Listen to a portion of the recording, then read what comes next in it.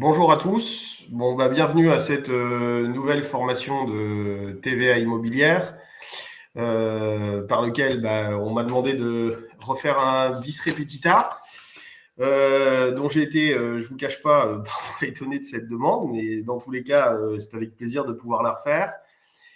Alors, l'objectif de cette formation, on va rentrer directement dans le vif du sujet, et de pouvoir vous apporter, en fait, comme on l'avait fait lors de la première, une solution pratico-pratique sur deux cas pratiques qui traitent, on va dire, 90% des dossiers dont on peut avoir comme origine à l'étude.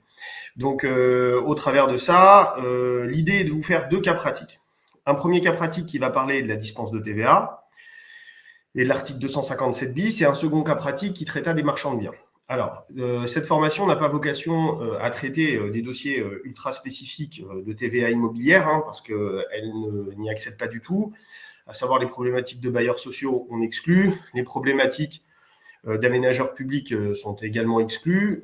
Tout ça, on a essayé de faire une formation qui a pour but d'avoir une vision assez globale de la TVA immobilière, mais sur des cas les plus larges possibles, qui peut concerner tous les notaires de la compagnie.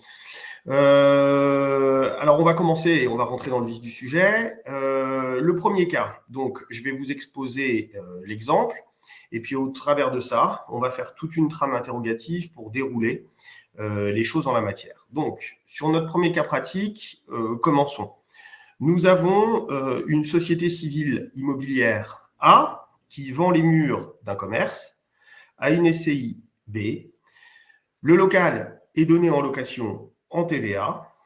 La société A présente l'option qu'elle a exercée pour soumettre les loyers à TVA et nous confirme que l'immeuble a été immobilisé dans ses comptes sociaux. Notre SCI B, qui achète ce local commercial, va continuer de donner le local commercial en location avec TVA. Alors, première remarque, volontairement, on a choisi de faire ce cas pratique le plus simplifié possible, car le but de la manœuvre est avant toute chose de se poser les bonnes questions. Et à cette étape, en fait, on doit se poser beaucoup de questions. La première, en fait, la digression va se faire de la manière suivante. Je vais vous dérouler la trame interrogative qu'il faut avoir eu égard à votre vendeur. Et ensuite, on va passer à une trame interrogative qu'il faut avoir eu égard à votre acquéreur. Quand on est dans ce genre de situation, concernant le vendeur, quelles questions se pose-t-on? La première, notre vendeur, la SCIA, est-elle assujettie à la TVA en tant que telle? Deuxième question, quelle est l'activité économique qui confère donc notre qualité d'assujetti? Troisième question, notre vendeur effectue-t-il la vente dans le cadre de cette activité économique, ce qui est très important?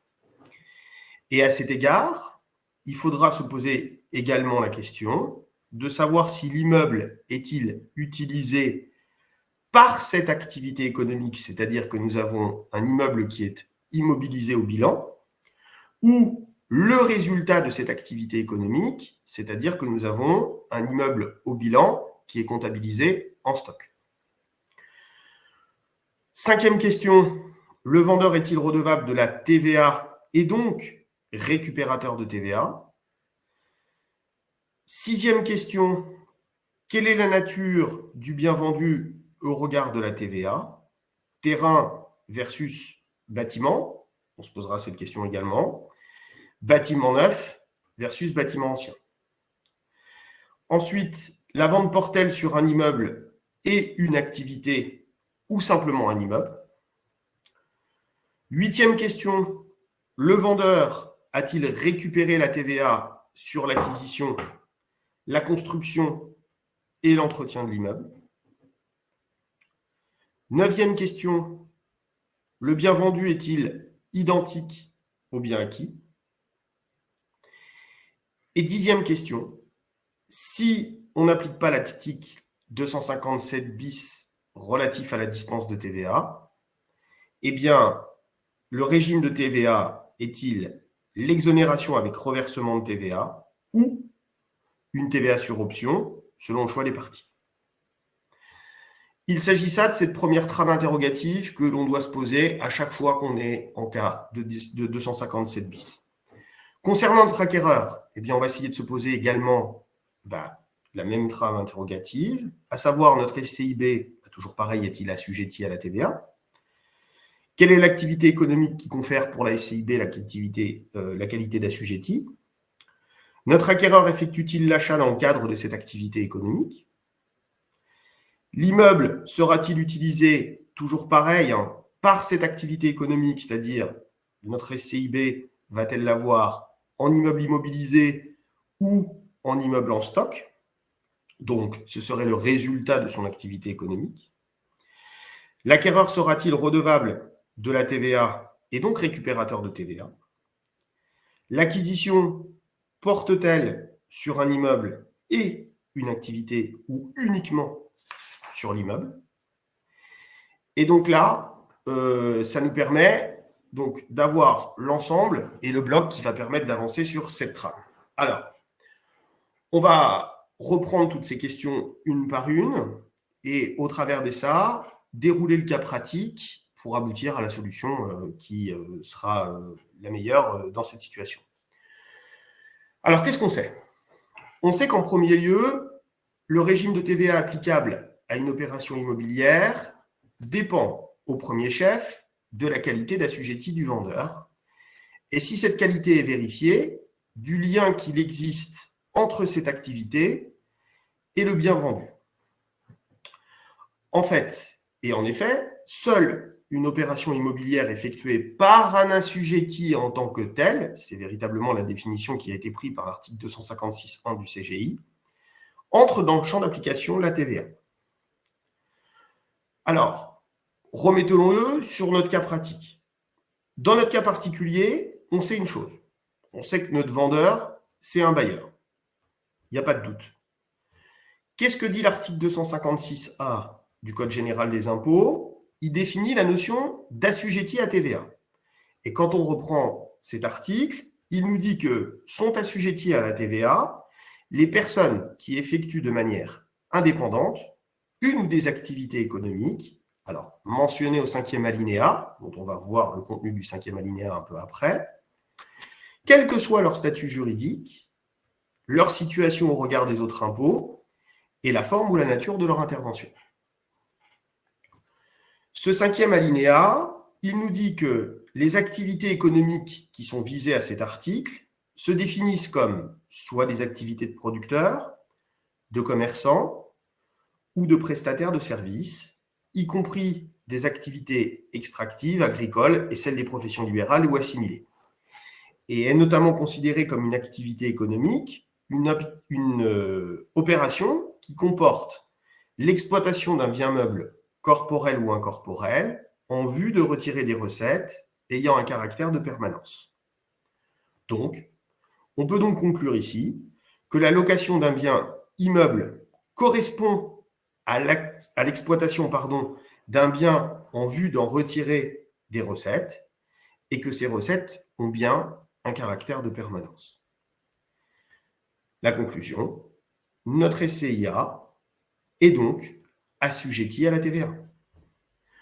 On peut relever, et ça c'est important parce que parfois ça peut nous mettre en confusion, que cette conclusion de dire que la SCIA est assujettie à la TVA ne tient absolument pas compte du régime applicable en matière d'imposition des bénéfices. C'est-à-dire que si notre SCI était soumis à l'impôt sur le revenu ou à l'impôt sur les sociétés, cela n'a aucune incidence sur la qualité d'assujetti de notre SCI. Au demeurant, l'option que la SCIA a exercée pour soumettre les loyers à TVA fait de cette société un redevable de TVA. On peut rappeler à cet effet que la location d'un local nu est exonérée en principe de TVA. Ça, c'est l'article 261 D2 du CGI qui le dit. Et en fait, ce n'est que par le seul jeu d'une option que cette location peut être soumise à TVA. En pratique, cette option est effectuée par lettre recommandée avec accusé de réception. Et cette lettre vise précisément l'immeuble objet de l'option. Alors, si vous voulez avoir votre dossier complet, c'est vrai qu'on peut le demander dans la constitution des dossiers, de manière à être sûr qu'on ait l'option. Malheureusement, c'est vrai que dans la pratique, on ne les a jamais. Voilà. Alors, le comptable peut peut-être l'avoir, mais ce n'est pas des documents qu'on arrive à trouver assez aisément. En raison, alors, pour revenir à notre sujet, en raison de l'option exercée pour la soumission des loyers à TVA, la SCIA est donc non seulement assujettie, mais également redevable de la TVA en tant que telle. La qualité donc d'assujetti à la TVA est donc définitivement acquise pour notre cas pratique aujourd'hui. Alors, sur un plan pratique, on peut éventuellement vérifier le numéro de TVA de notre SCIA et cette vérification peut se faire par l'intermédiaire d'Internet, notamment sur le site ec.europa.eu, alors /taxation custom /vie local.fr. Mais je vous le mettrai dans l'application et dans le compte-rendu de la formation pour que vous puissiez éventuellement vérifier les numéros de TVA intracommunautaires des sociétés qui peuvent vous concerner. Ça permettrait de vous aider en la matière. Donc à présent, qu'est-ce qu'on sait quand on a déroulé notre travail interrogatif toujours? Eh bien, nous savons que la SCIA est bien une société assujettie à la TVA et on doit déterminer maintenant le lien qui existe entre l'activité économique qui confère la qualité d'assujetti et la SCIA avec l'immeuble vendu. Dans notre cas particulier, notre cas pratique nous dit quoi? Il nous dit que notre SCIA cède les locaux qu'elle a donnés en location. Il s'agit donc des locaux qu'elle a utilisés pour réaliser son activité économique. Il existe un lien entre l'activité économique qui a conféré la qualité d'assujetti à notre SCIA et l'immeuble vendu. En raison de ce lien qui peut exister, eh bien notre SCI doit être considéré dans ces cas-là comme agissant en qualité d'assujetti en tant que tel, au titre de la cession de cet immeuble. On peut noter que cette conclusion aurait été identique si notre SCI avait été une personne physique qui aurait déclaré des revenus fonciers et qui aurait opté pour soumettre les loyers à la TVA. En effet, notre article 256A du CGI vise les personnes et ne fait donc aucune distinction entre les personnes physiques et les personnes morales. Dans la mesure donc où la cession du local est effectuée par un assujetti en tant que tel, eh bien cette cession entre dans le champ d'application de la TVA. Alors ensuite, le régime de TVA ne dépend pas que de cette première analyse. Le régime de TVA applicable aux opérations immobilières dépend aussi et notamment de la qualification du bien vendu. Je m'explique. Notre régime du TVA diffère selon qu'il s'agit de la cession d'un immeuble bâti ou non bâti. Qu'est-ce que nous avons dans notre cas particulier? On a un immeuble bâti puisque nous parlons d'un local commercial. Ensuite, le CGI distingue les immeubles bâtis depuis moins de 5 ans des immeubles bâtis depuis plus de 5 ans. Le principe, les immeubles bâtis depuis plus de 5 ans sont par principe exonérés de TVA de plein droit. Ça, c'est 257.1.2.2 du CGI. Et les immeubles achevés depuis moins de 5 ans sont soumis de plein droit à TVA. Sur les immeubles bâtis depuis plus de 5 ans qui sont en franchise de TVA, il y a quand même une exception qui est l'option possible à TVA. Donc, si on en fait la synthèse, moins de 5 ans, TVA applicable, plus de 5 ans, principe, pas de TVA, sauf option. Voilà comment on peut résumer les choses. Donc, qu'est-ce qu'il convient de faire dans cette question? C'est de rechercher en fait la date d'achèvement du bâtiment pour connaître le régime de TVA applicable. À cet égard, le CGI n'indique pas le point de départ du délai de 5 ans.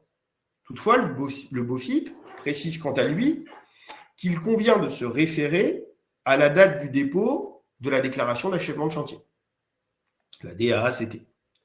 Sauf si le constructeur avait manqué éventuellement à ses obligations, auquel cas les travaux doivent être réputés achevés lorsque la construction est complètement exécutée sur tous les points relevant du permis de construire. S'il est conforme avec les prescriptions de celui-ci et respecte la destination, alors si tout ça, bien sûr, c'est conforme à la prescription, bien sûr, et ça respecte la destination énoncée. Donc, dans notre exemple, le point de départ, ce sera la date à laquelle la DACT a été déposée, sauf si d'autres éléments du dossier mettent en lumière le fait que le constructeur a manqué à ses obligations. Bon, j'ai fait simple dans mon cas pratique. L'analyse montre que cette DACT, on constate qu'elle a été déposée il y a plus de 5 ans et que c'est concordant avec tous les autres éléments qui montrent l'achèvement de l'immeuble. Donc, on n'a pas de problématique d'urbanisme à se poser dans notre cas. L'immeuble vendu par la SCIA est donc achevé depuis plus de 5 ans et la cession de l'immeuble, comme je vous l'ai dit, bâtiment de plus de 5 ans, est exonérée de la TVA. Alors, bonjour, j'ai une petite question. Il s'agit de la date du dépôt de la DACT ou bien de la date d'achèvement déclarée dans la DACT? Ça va être la date d'achèvement déclarée dans la DACT, les 5 ans. Parce qu'il y a la mise en habitabilité qui peut se faire. Ah oui, pour la forme, bon, je peux répondre sur des petites questions comme ça. Après, ce que je vous propose, c'est que si vous avez des éventuelles questions sur le premier cas pratique, ce qu'on fera, c'est qu'on j'essaierai, dans la mesure du possible, parce que des fois je ne réponds pas à tout quand même, mais dans la mesure du possible, j'essaierai de répondre à vos interrogations à la fin du cas pratique, comme ça on fera un bloc et on pourra répondre à toutes les questions qui seront posées et on passera au deuxième cas pratique à cet effet. Alors là, il y en a une deuxième. 2 concubins non assujettis à TVA se séparent. Bien est une maison achevée il y a 6 mois. Merci de me confirmer que la licitation ne sera pas soumise à TVA. Non, parce qu'en fait, des concubins agissent en qualité de particulier. Ils n'agissent pas dans le cadre d'une activité économique autant que 256A. Donc, il n'y a même pas de question de TVA à se poser. Donc là-dessus, vous êtes tranquille. Voilà.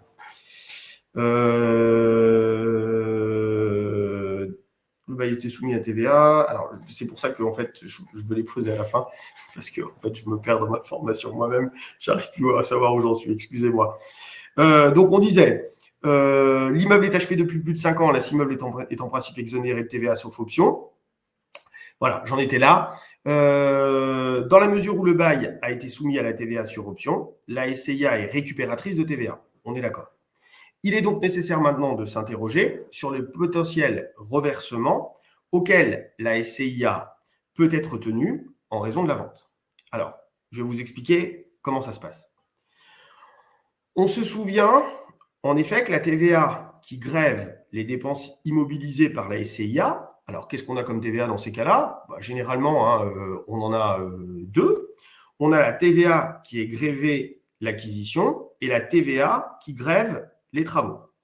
C'est les 2 cas de TVA possibles en majorité de cas. Alors, dans notre cas, les TVA qui ont grevé les dépenses immobilisées ont été en principe immédiatement déduites, alors même que la TVA concernait des dépenses qui ont fait l'objet d'une utilisation pérenne par la SCIA. En effet, la TVA ne connaît pas le principe d'amortissement, qui implique une déduction échelonnée selon la durée d'utilisation du bien et tient compte en fait de la dépréciation du bien amorti dans le bilan comptable.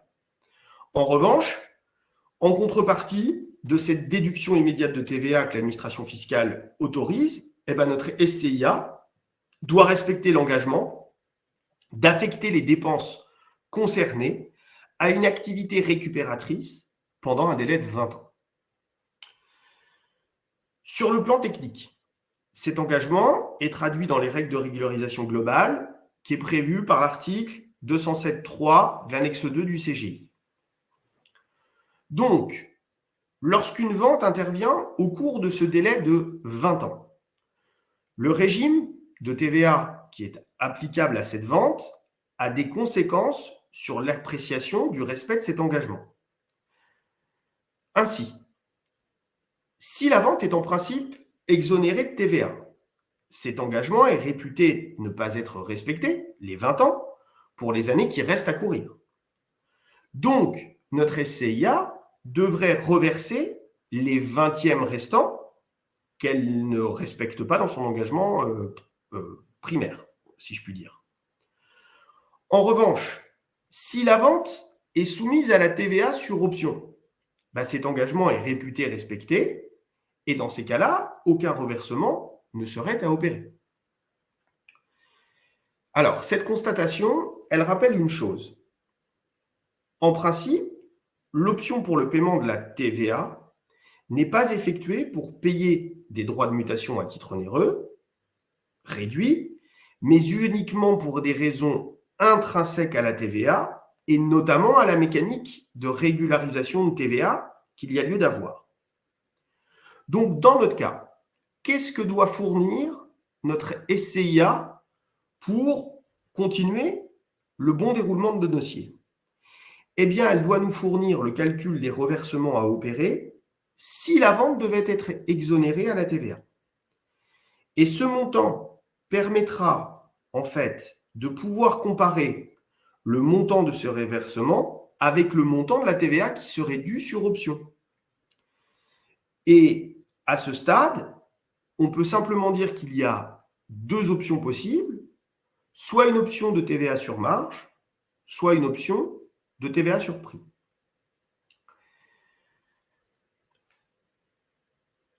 Le calcul du montant de ces régularisations est une information qui est plutôt intéressante dans la mesure où elle peut être recoupée avec la connaissance de la situation de la SCIA et notamment sur la nature des travaux qui auraient pu être par le passé comptablement immobilisés. Afin d'essayer de mettre un petit peu de clairvoyance dans tout ça, on va prendre un exemple concret. Alors, je m'excuse, mon exemple, je ne l'ai pas remis à jour à la date aujourd'hui. Je suis resté à une date de 2020, mais dans le principe, ça ne change strictement rien. Mon exemple, toujours dans mon cas pratique, c'est de dire, j'ai une SCIA qui achète un immeuble neuf en juin 2005 pour un prix qui comprend 98 000 € de TVA, peu importe le prix. Et elle le revend en janvier 2020 après avoir effectué des travaux de rénovation en avril 2014, lesquels travaux sont grevés d'une TVA de 30 000 €. La question que l'on doit se poser dans cette situation, c'est de savoir quel serait le montant de la régularisation de TVA si 257 bis qui prévoit la dispense de TVA ne s'appliquait pas. Alors, le reversement de la TVA due par la SCIA, ça serait quoi? Eh bien, en fait, ce serait 4/20 de 98 000 € parce que entre sa date d'acquisition et la date de cession, il reste normalement 4 ans de TVA à appliquer. Je répète, elle l'a acheté en juin 2005, elle le revend en janvier 2020. Donc, elle devrait 4/20 de 98 000 €. Et sur les travaux qu'elle a effectués dans mon cas pratique en avril 2014, eh bien, si je reprends mon délai de 20 ans, il reste 13/20 de TVA à devoir encore, ou un engagement de 13/20 à respecter. Si je fais 4/20 de 98 000 plus 13/20 de 30 000, j'arrive à 39 100 € d'option de TVA, en fait, non acquittée et non respectée.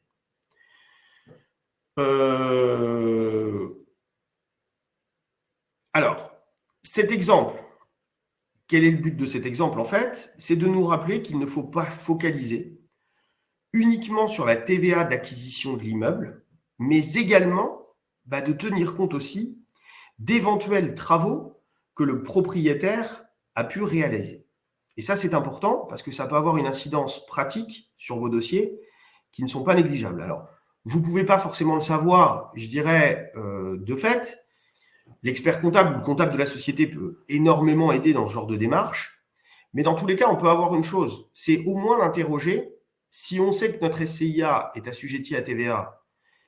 Si on commence à présupposer qu'on est sur du 257 bis en dispense de TVA, et quand on en a posé, parce qu'on a forcément le réflexe, nous, en tant que notaire, de dire, voilà, est-ce que vous avez réalisé des travaux et quel type de travaux, on voit, et même on a même l'incidence, c'est-à-dire de dire, voilà, donnez-les-moi pour calcul de plus-value, donnez-les-moi pour que je puisse les amortir si vous ne les avez pas déduits de vos revenus fonciers auparavant, ou de vos revenus locatifs globaux, donnez-les-moi pour la plus-value. Donc en fait, indirectement, on se rend compte qu'on peut véritablement avoir aussi ces éléments dans le dossier. Et en fait, sans trop le savoir, on se rend compte aussi qu'on peut véritablement donner ce conseil à nos clients, qui est une plus-value, et qui, au travers de ça, est une plus-value qui peut être tout à fait faire l'objet d'une convention d'honoraires, d'analyse supplémentaire, et qui permettra d'avoir un petit ratio à l'acte légèrement supérieur que celui que l'on peut avoir d'habitude. Par exemple, voilà, c'était un petit aparté. Revenons à notre cas pratique. À ce stade de l'analyse, qu'est-ce qu'il convient de faire? Donc, on a vu la qualité d'assujetti, on a vu la situation de l'immeuble, on a recherché, je répète, pour que tout le monde puisse avoir toujours ce petit vadémécum, quelle est la date d'achèvement de mon immeuble, plus de 5 ans, moins de 5 ans? Est-ce que je suis en franchise ou pas en franchise de TVA ou pas? Est-ce qu'il y avait des options à TVA ou pas? On a regardé les problématiques de calcul de versement. On s'est posé aussi la question de savoir si y a des travaux qui grèvent cet immeuble, est-ce qu'il peut avoir des répercussions sur mes calculs de TVA immobilière? Et bien maintenant, il va falloir se concentrer sur le reste, c'est-à-dire quel est le dernier élément, notre acquéreur, notre SCIB. Dans notre SCIB, on sait, sur la base des règles que l'on a rappelées ci-dessus, que l'acquéreur est également assujetti et redevable de la TVA. Il nous l'a dit.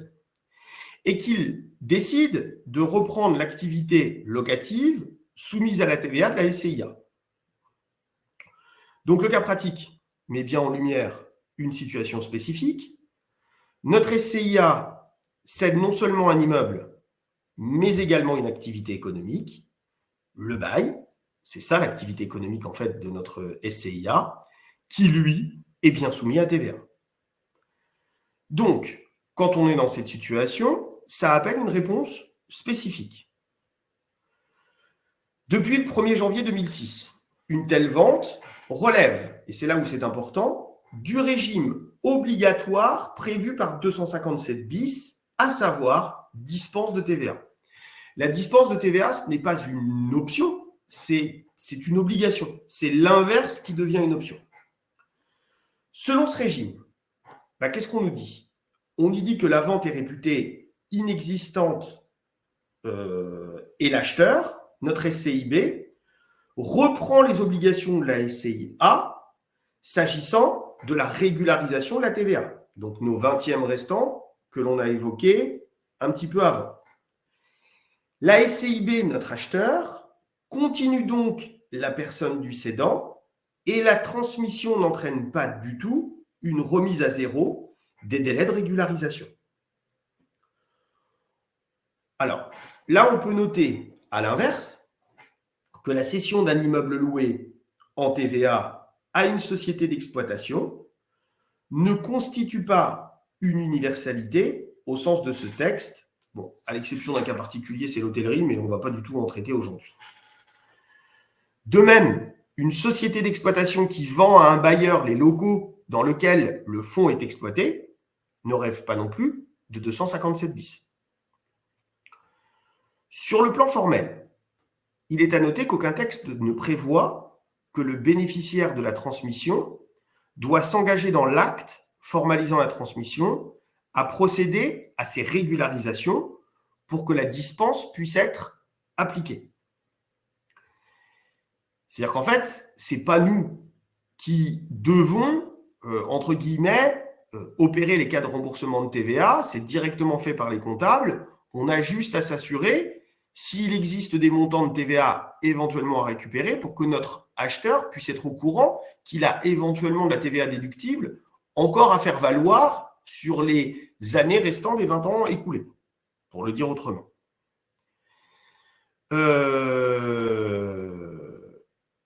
En pratique, ce transfert sera généralisé et laissé de côté, et l'acquéreur effectuera sa propre option pour le paiement de la TVA sur ses loyers. L'option étant idéalement effectuée avant l'acquisition, afin de pouvoir être jointe en annexe de notre acte d'acquisition. Dans le cas contraire, l'acte indiquera le transfert de l'option en indiquant les modalités de transfert qui sont prévues par le BOFIP à cet effet, mais je ne reviens pas dessus ici. Alors à ce stade, on peut faire encore plusieurs commentaires. Tout d'abord, en raison de l'application de la dispense de TVA, aucune TVA ne peut être facturée par la SCIA à la SCIB. Que ce soit au titre de régularisation de TVA, via l'attestation spécifique qui est prévue par 207-3.3 de l'annexe 2 du CGI, ou encore au titre d'une option à la TVA. En effet, si une TVA devait être facturée, celle-ci serait facturée dans ces cas-là à tort et pourrait donner lieu à un rejet de déduction sur la CIB, à l'occasion de la demande de remboursement de crédit de TVA ou postérieurement à l'occasion d'un contrôle, tout simplement. Ensuite, deuxième observation, l'application de la dispense de TVA n'est jamais totalement certaine, puisqu'elle dépend de conditions à réunir chez le vendeur et l'acquéreur. Comme on a vu, il fallait bien déterminer qu'ils agissaient en qualité d'assujettis des deux côtés, SCIA et SCIB. Si ces conditions peuvent être vérifiées pour le passer chez le vendeur, celles-ci demeurent chez l'acquéreur à remplir. Et c'est là où c'est important, parce qu'il est donc toujours nécessaire de prévoir les conséquences d'une remise en cause de la dispense de cette TVA. Et je vais m'expliquer. À cet égard, ces conséquences résultent, dans ces cas-là, d'un retour au droit commun que nous avons vu au début de l'analyse. Et cela montre que lorsque la dispense de TVA est pressentie dès l'amorce de ce cas pratique, il est tout de même nécessaire, dans un premier temps, de mener l'analyse au regard du droit commun. Donc, notre clause de remise en cause de TVA, si notre ACIB ne respecte pas ses obligations, prévoira une vente exonérée de TVA, parce que c'est le principe, avec l'indication du montant de la TVA à reverser. Donc, quelque part, le calcul des 20e restants que l'on a opéré dans l'exemple où on a calculé la TVA sur le prix d'achat, le reliquat de TVA sur le prix d'achat d'une part, et le reliquat de TVA redevable sur le prix des travaux, permet, c'est plutôt important, je dirais, de l'indiquer dans nos actes, de manière à ce que, ou dans une note annexe, vous pouvez très bien le faire dans une note annexe d'ailleurs, mais c'est plutôt important de manière à ce que l'acheteur puisse prendre conscience en fait du montant de la TVA et de l'option, qu'il sache lui-même ce qu'il va être redevable ou pas. Alors, on pourra également prévoir qu'en cas de remise en cause de cette dispense, le vendeur optera pour le paiement de la TVA, ce qui déclenchera alors sur l'hypothèse soit une TVA sur le prix, soit une TVA sur la marge, en fonction des cas d'acquisition par son propre acheteur. Dans ce cas, notre vendeur pourra utilement indiquer dès le premier acte qu'il opte, et c'est là l'option que l'on peut mettre potentielle, d'ores et déjà en tant que de besoin. C'est-à-dire que, si on le dit autrement, notre SCIB dit « je veux une dispense de TVA », on a calculé les régules qui sont à opérer. J'essaie de répéter pour que ce soit plus clair. On s'aperçoit que par le passé, pour le futur, notre SCIB ne respecte pas son engagement. Ça veut dire qu'en fait, l'administration fiscale, pendant une certaine tonne, pourrait dire voilà, mon SCIA est redevable en fait de la TVA parce que la dispense n'a pas été correctement appliquée, vu que l'allocation, par exemple, sur les loyers n'a pas été opérée. Bon. Si nous, notaires, dans nos actes, on est capable de dire en tant que de besoin, la SCIA décide de prendre une TVA sur le prix ou sur la marge, on a réglé le problème. Et donc, on a prévu toutes les incidences sur les dispenses de TVA qui seraient à opérer, on aurait déroulé toute la trame interrogative qui permettrait d'aboutir au résultat et qui fait que notre devoir de conseil serait parfaitement respecté dans ces cas-là. Alors, ça n'a pas ce déroulement entre guillemets sur dispense de TVA et cette option de TVA en tant que de besoin n'est pas le seul élément qui est important dans le cadre d'une dispense de TVA.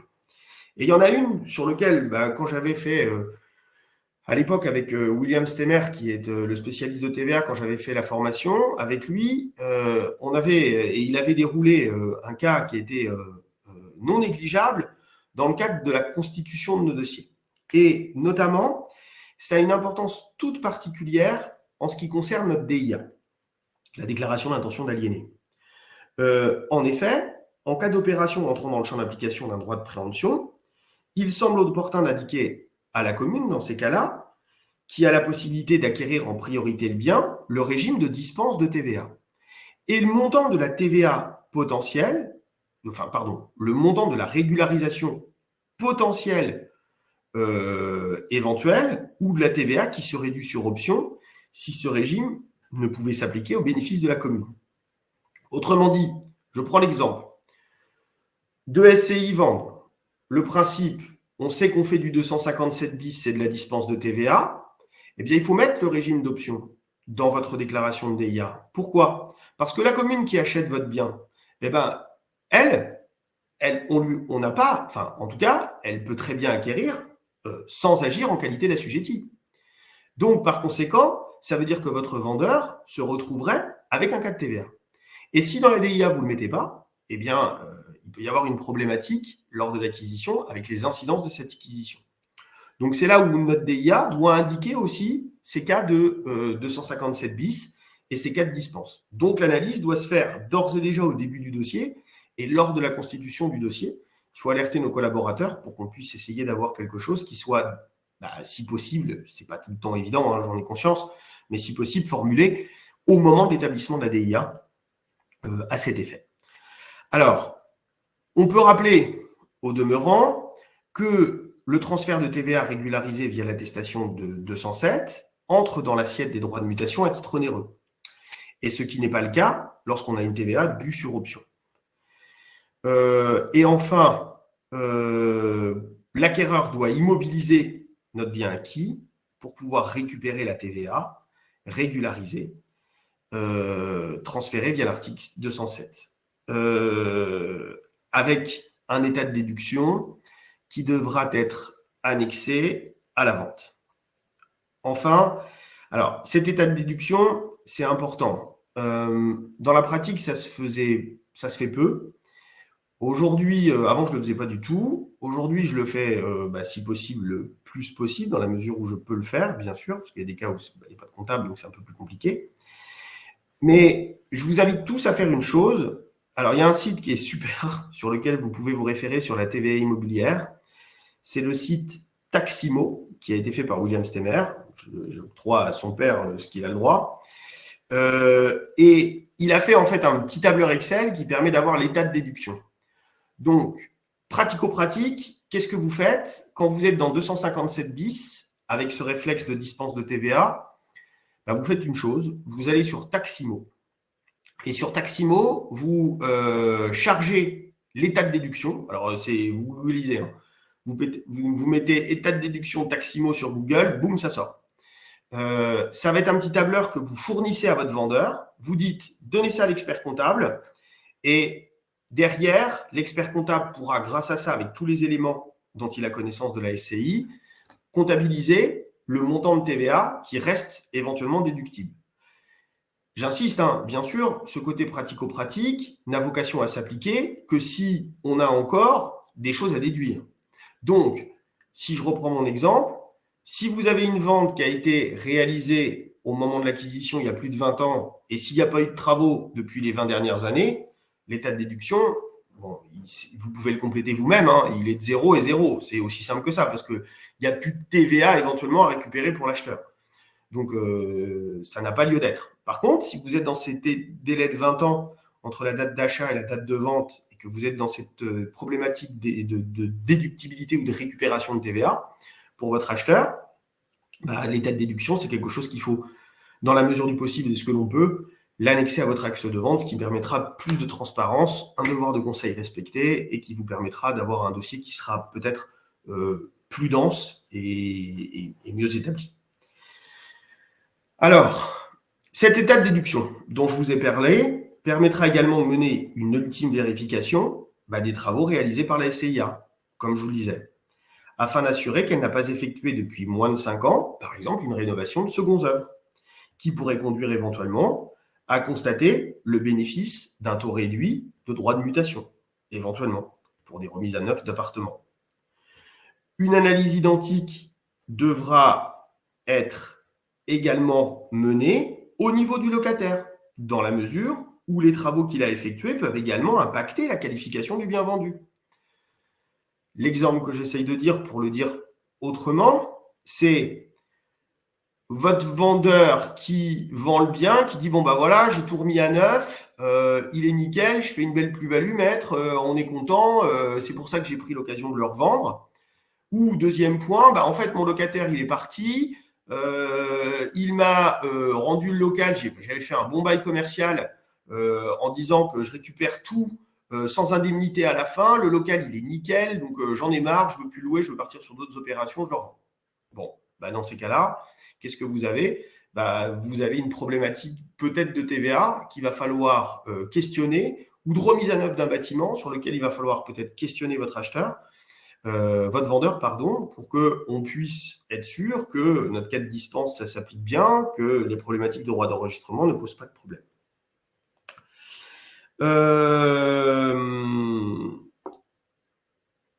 Sur les droits d'enregistrement maintenant. Les droits de mutation, dans notre cas, seront au taux plein. C'est prévu par l'article 1594D, auquel on ajoute éventuellement, pour nous, pour les locaux commerciaux en Ile-de-France, une taxe additionnelle de 0,6%. Et notre SCIB assujettie à la TVA pourra cependant, elle, au niveau des droits d'enregistrement, prendre un engagement de revendre, en vertu de l'article 115 du Code général des impôts, et en tant que besoin, sans contredire l'immobilisation de l'immeuble acquis, ni l'application de l'article 257 bis du CGI. C'est deux choses indépendantes. La TVA, c'est une question. Les droits d'enregistrement afférentes à l'opération, c'est une autre question. On a souvent tendance à associer les deux. On est en droit d'enregistrement, donc par conséquent, ça veut dire qu'il y a de l'achat pour revendre, donc il y a de la TVA. Oui, mais on se pose d'abord la question de la TVA et ensuite on se pose l'option fiscale de manière dissociée. Et donc, étonnamment, mais ça, c'est régulier quand même, on peut se retrouver avec une opération qui est peut-être soumise à TVA sur option, avec des droits d'enregistrement à 5,89%. Alors que parfois, souvent, on a pas mal d'entre nous peuvent raisonner en disant s'il y a de la TVA, ça peut être du 0,715 tout de suite et il n'y a pas du 5,89. Non, 5,89 et TVA, ça s'applique très bien ensemble. C'est véritablement une question TVA, une question de droit d'enregistrement. Est-ce que je fais de l'achat pour revendre ? Est-ce que je fais de l'achat pour construire ? C'est tout. Si on avait un cas d'achat pour construire, ça veut dire que j'aurais une dispense de TVA avec un 125, éventuellement.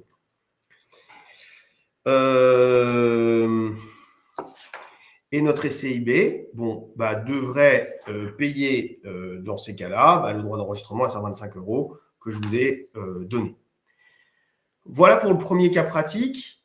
Je ne sais pas s'il y a des questions. Alors, je vais laisser peut-être quelques instants. En même temps, je vais pouvoir prendre un petit verre d'eau. Je m'excuse. Peut-être des questions que vous avez à poser sur les choses. Ça y est, c'est parti. Alors, un bail en cours est-il impératif pour l'application de l'exonération de 256 bis ou peut-on contourner cette condition par une mise en location immédiate via un nouveau... Alors, attendez, j'ai pas vu, via un nouveau bail. En fait, il y a une petite tolérance de l'administration fiscale, c'est-à-dire que il faut qu'il y ait une activité locative qui a été opérée par le vendeur de manière régulière. Éventuellement, s'il y a une transition de location temporaire, mais plutôt courte, entre l'achat et la vente, dans ces cas-là, c'est toléré, on respecte toujours le 257 bis, mais ça veut dire que l'acheteur doit refaire une location très rapidement pour ne pas perdre le bénéfice de cette 257 bis. S'il y a la conclusion immédiate d'un nouveau bail, aucun problème, hein, il y a un bail, il y a une transmissibilité, une universalité de droit, on n'a pas de problème, on est bien sur 257 bis. Pour moi, ça s'applique. Alors, ensuite, bonjour monsieur, l'engagement de revente ne s'y pose-t-il pas à l'immobilisation d'un bien loué et cédé? Faut-il toujours respecter cette notion d'immobilisation? Alors, attendez que je comprenne. L'engagement de revente ne s'oppose-t-il pas à l'immobilisation du bien loué ou cédé? En fait, l'immobilisation, c'est un point de vue purement comptable. C'est-à-dire que quand vous immobilisez un bien, c'est la cause de dépréciation du bien. L'engagement de revendre, si vous prenez un engagement de revendre, généralement, ça veut dire que votre marchand de biens, il a forcément mis son bien en stock. Donc, on n'a pas de question d'immobilisation. Parce qu'on ne peut pas immobiliser un bien qu'on a en stock. Le cas qui pourrait s'opérer, ça serait le marchand de biens qui l'a mis dans son haut de bilan, donc il l'a bien immobilisé pour gérer la dépréciation et baisser son niveau comptable. Ça serait possible. Dans le cas de la revente, ça ne lui fait pas normalement une activité de marchand de biens à part entière. Parce que s'il l'a en stock, s'il l'a immobilisé, c'est qu'il l'avait pour le conserver. Donc, l'engagement de revendre, le faire avec un immeuble immobilisé, c'est, à mon sens, peut-être un petit peu plus compliqué. Je suis absolument navré, faut pas. Mais vous pouvez expliquer la différence entre la TVA sur marge et la TVA sur prix. Cela vise-t-il le cas de la TVA que l'on récupère sur un prix d'acquisition et celle réglée sur les travaux? Alors, on va y venir, mais juste pour le faire succinctement, ça va faire l'objet du deuxième cas pratique sur les marchands de biens. Pour répondre à votre question, TVA sur marge, en fait, c'est quoi? C'est j'ai un achat sur lequel il n'y a pas de TVA, d'accord? Je revends, donc j'ai un achat de 100, voilà, j'ai acheté 100 un immeuble, je revends 200, ça veut bien dire que j'ai fait une marge de 100, j'essaie de me mettre dans le cadre, ça veut bien dire que j'ai fait une marge de 100, ma TVA sur marge, c'est 20 points de mes 100, 20%, voilà, donc là j'ai 20 de TVA dans mon cas. Si j'ai une TVA sur prix, imaginons que j'ai toujours mon prix à 100, avec une TVA à 20 points, alors il était 100 hors taxe, donc j'ai 20 de TVA, j'achète 120 TTC, je revends 200 hors taxe, je rajoute ma TVA, ça fait TVA à 20 points, ça fait 40 de TVA. Donc ma TVA sur prix, c'est la différence entre la TVA vendue le jour de la cession, donc là dans mon cas c'est 40, et j'ai ma TVA qui avait été acquise quand on voit dans l'acte d'ailleurs d'achat, donc là j'ai 20, là, ça fait 40 moins 20, c'est le même exemple, hein, je suis navré, mais ça fait 20 de TVA sur une TVA sur prix. Mais vous avez d'un côté une TVA qui n'est pas exprimée dans les actes, parce que c'est la marge, et c'est le calcul de la marge qui va permettre de calculer le montant de la marge et de TVA sur marge redevable. Et de l'autre côté, vous avez des TVA qui sont parfaitement exprimées dans les prix, dans les clauses des prix de vente de nos actes. Voilà, tout simplement. Ensuite, DACT 2018, vendeur soutient que des travaux achevés en 2013. Fait foi en termes de TVA.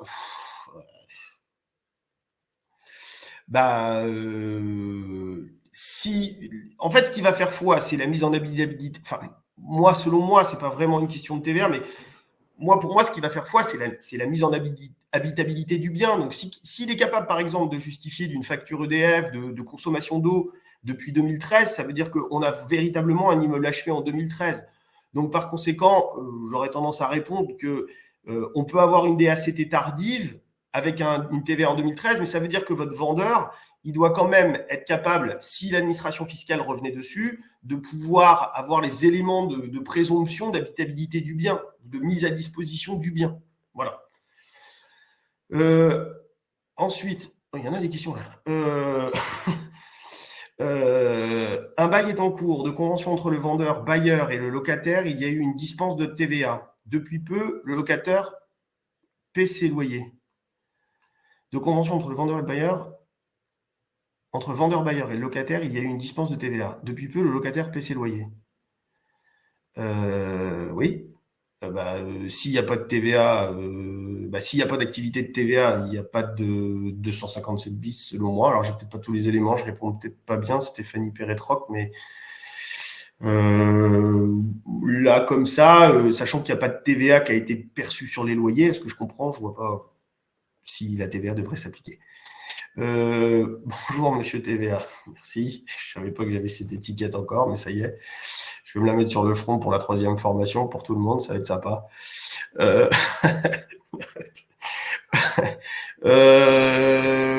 Sur commission réglée par le vendeur à cette époque, acquéreur lors de son propre achat. Ah non, pardon, c'est moi qui n'ai pas compris la question, je ne suis pas monsieur TVA, c'est la TVA sur commission. Bon, c'est encore pire. Bonjour, TVA sur commission réglée par le vendeur. À cette époque, acquéreur lors de son propre achat. J'arrive pas à comprendre bien la question, mais s'il y a une TVA, la commission, la TVA sur commission, elle est éventuellement, si elle a été récupératrice de TVA, elle rentre dans l'engagement des 20 ans. Voilà. C'est ça, je peux répondre de manière formelle là-dessus. Le reste à voir sur le dossier. Dans votre exemple SCIA et SCIB, avec location d'immeubles assujettis à la TVA, peut-on considérer que la SCIA est un assujetti, même si dans l'acte d'achat, elle est déclarée être non assujettie?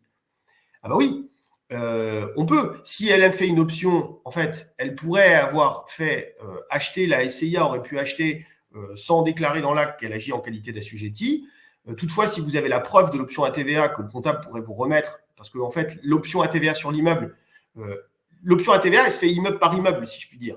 Donc, si vous avez une option à TVA qui a été émise à l'administration fiscale par lettre recommandée en disant ben voilà, on doit, je voudrais mettre maintenant mes loyers à TVA, par exemple, il a fait des travaux derrière, et donc il veut avoir une activité récupératrice parce que son comptable lui dit, ben, je veux avoir une activité récupératrice de TVA derrière.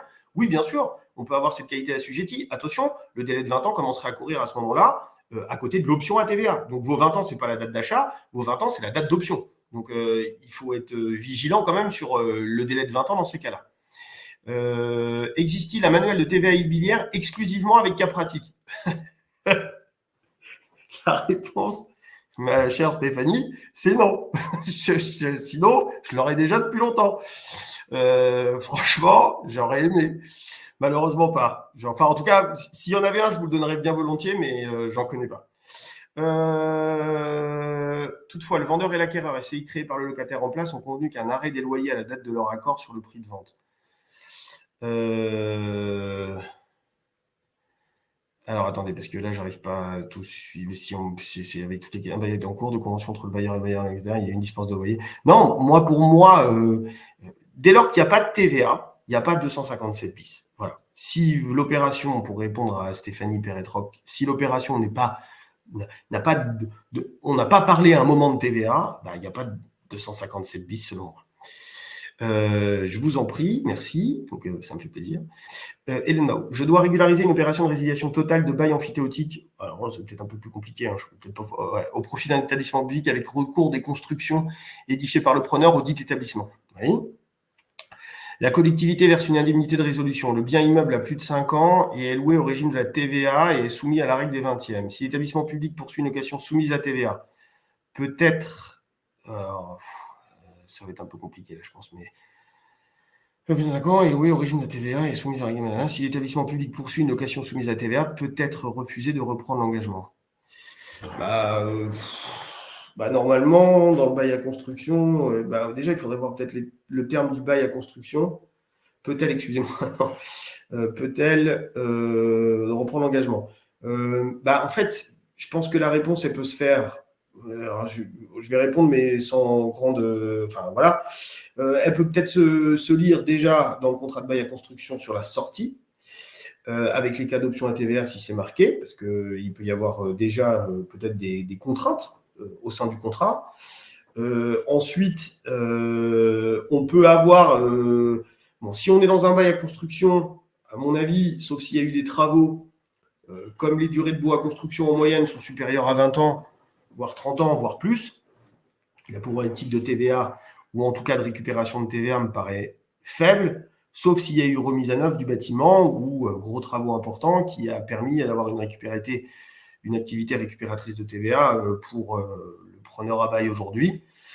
De telle sorte que là,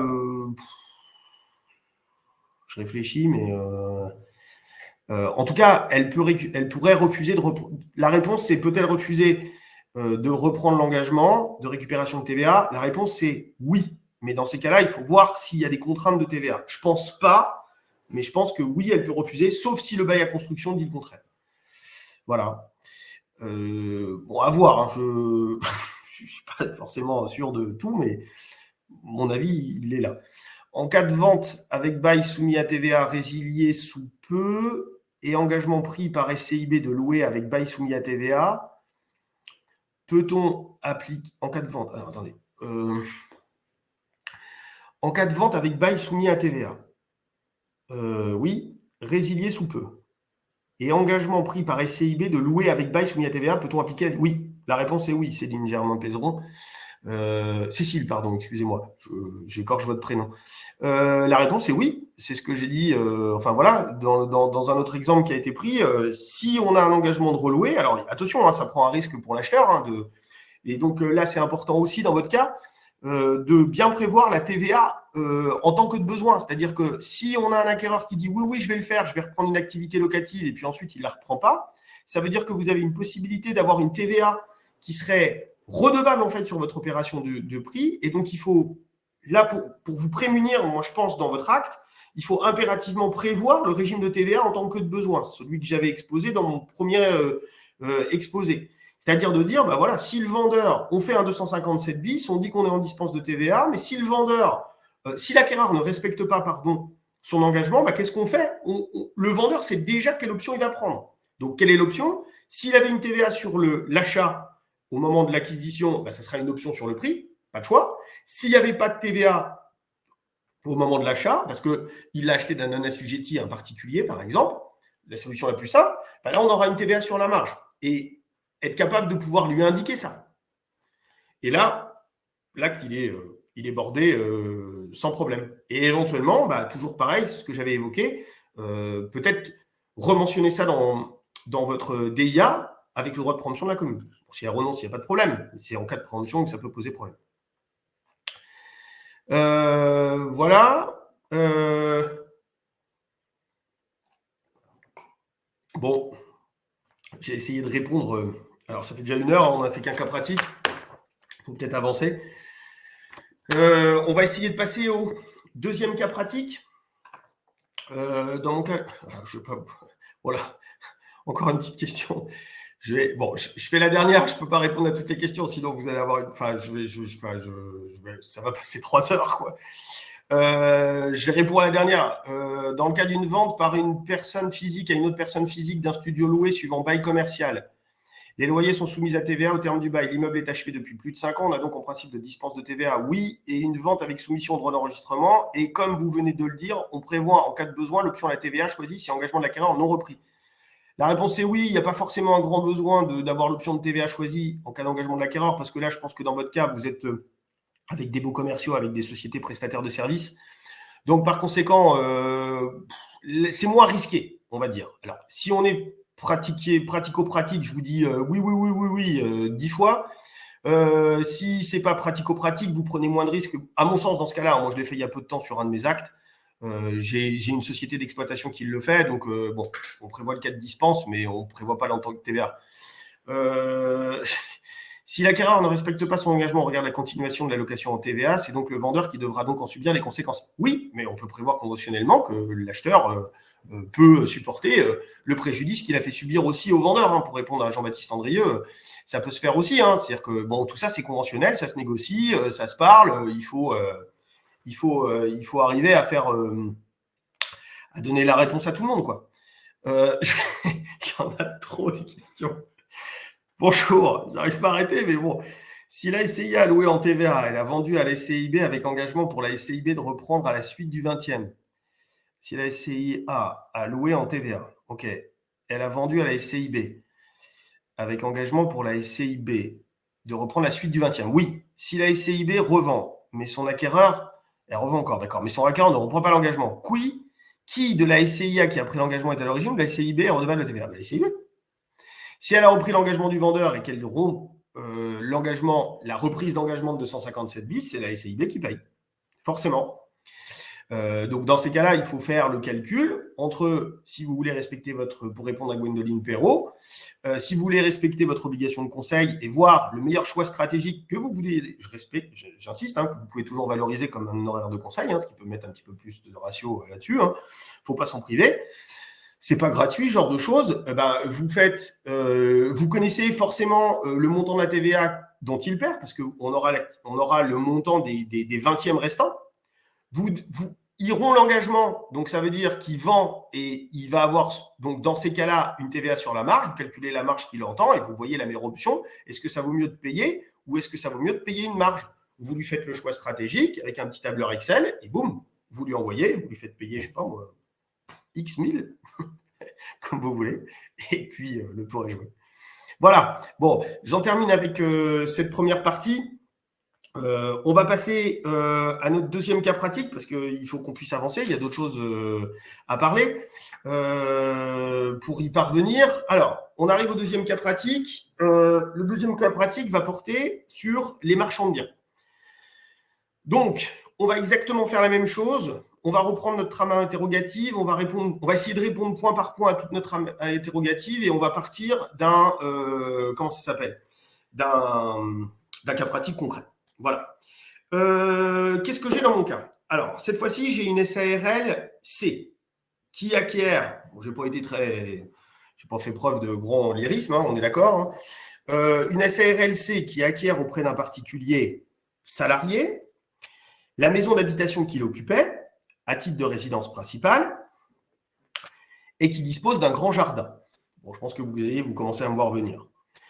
Notre SARL C réalise des travaux dans la maison qu'elle découpe en 3 appartements et qu'elle revend à des particuliers. Notre SARL C divise également le jardin qu'elle découpe en 2 terrains à bâtir qui sont revendus l'un à un particulier, l'autre à un promoteur.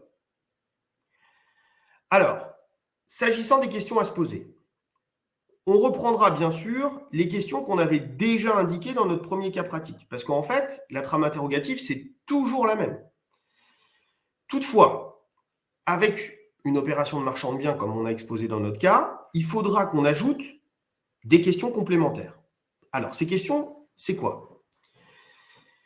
S'agissant de la qualification de la TVA du bâtiment vendu par la SARL C, il conviendra de vérifier la qualification fiscale des travaux, étant précisé que cette qualification fiscale nous intéressera également pour déterminer l'engagement soit de revendre ou de construire qui conviendra le mieux à l'opération. Ensuite, en ce qui concerne la qualification TVA des terrains vendus par la SARL C, nous devrons bien connaître l'historique des terrains, notamment sur le fait de savoir si une construction était érigée sur le terrain lors de l'acquisition ou si le terrain acquis représente une unité foncière ou à défaut la date du document de reportage ou de l'autorisation de division.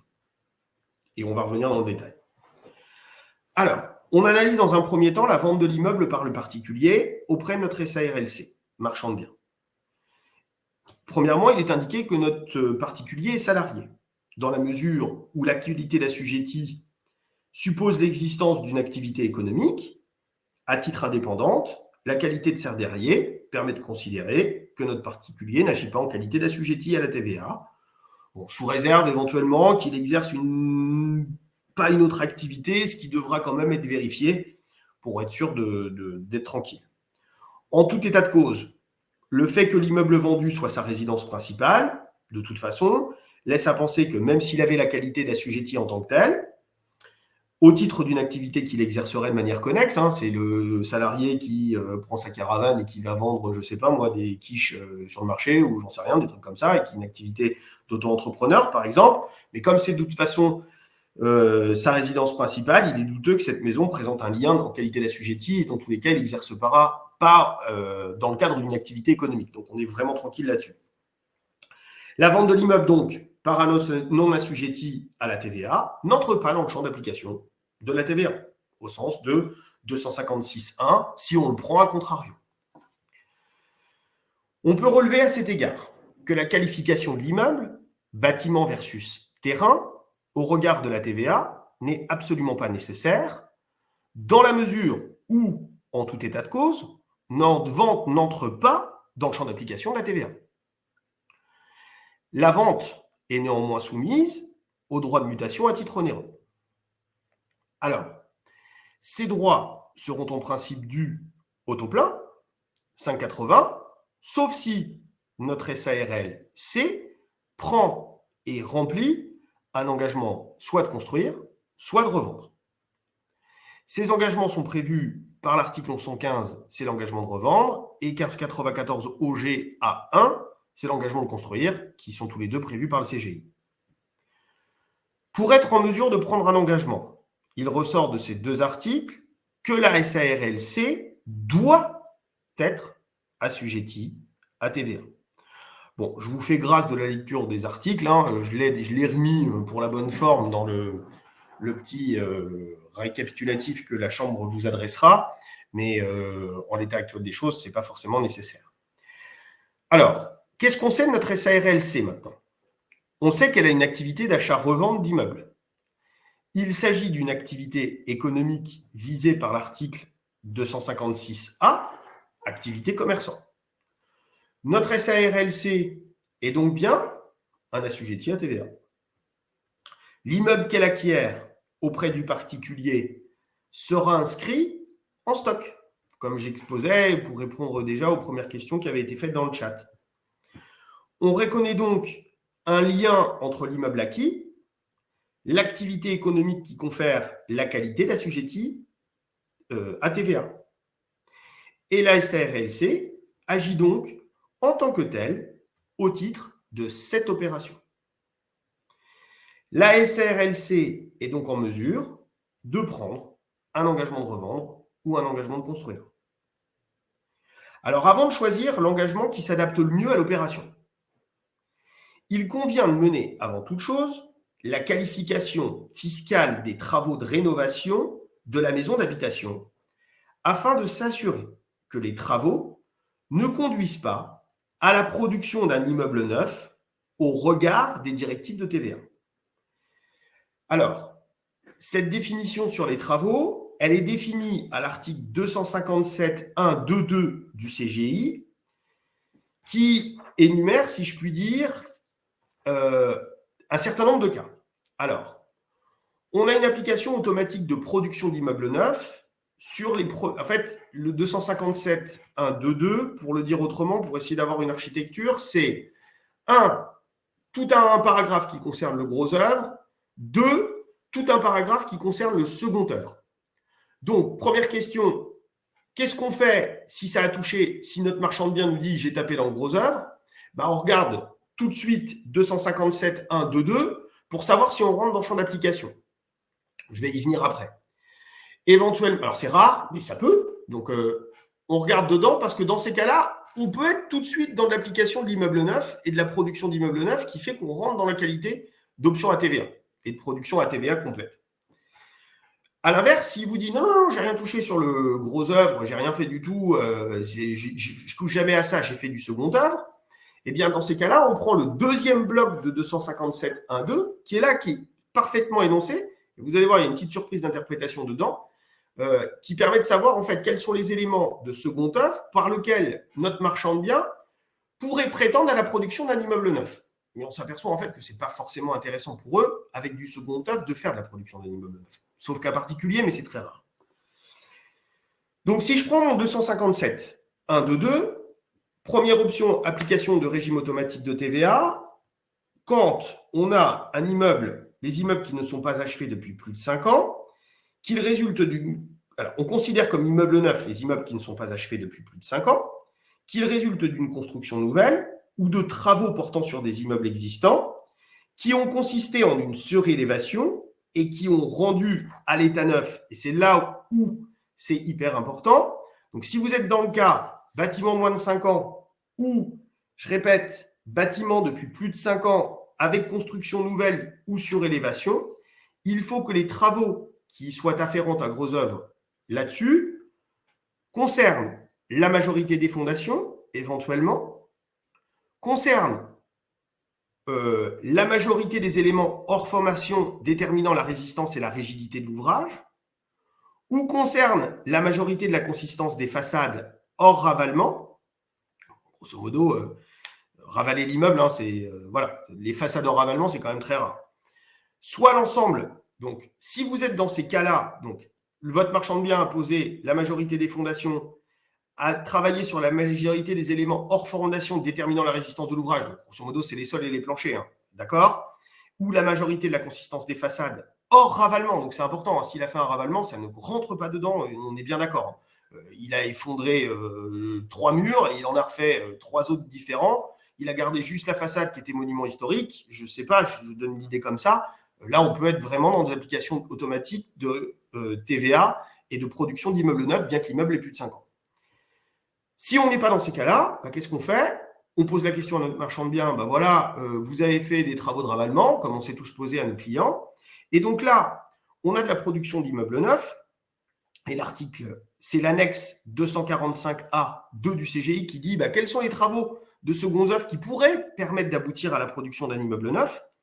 Eh bien, pour cela, il faut que cumulativement, excusez-moi, un certain nombre d'éléments soient pris en compte. Lesquels? Les planchers ne déterminant pas la résistance ou la rigidité de l'ouvrage. Les huisseries extérieures, les cloisons intérieures, les installations sanitaires et de plomberie, les installations électriques et le système de chauffage. Bon. Il convient donc, dans cette situation, de mener la qualification des travaux envisagés au regard de chaque élément que l'on a évoqué. On remarquera que certains éléments ne sont pas pris en considération pour l'analyse. Ainsi, le montant des travaux, par exemple, votre marchand de biens en a eu pour, 1 million, n'est pas en soi un argument pertinent pour délivrer, pour justifier si on est dans la qualification de la production d'immeubles neufs. Un éventuel changement d'usage ou de destination n'est pas non plus pris en considération par ces directives sur la TVA. Donc, en fait, qu'est-ce qu'il faut faire? Il faut faire une analyse qualitative des travaux. Alors, ce n'est pas évident, j'en ai bien conscience.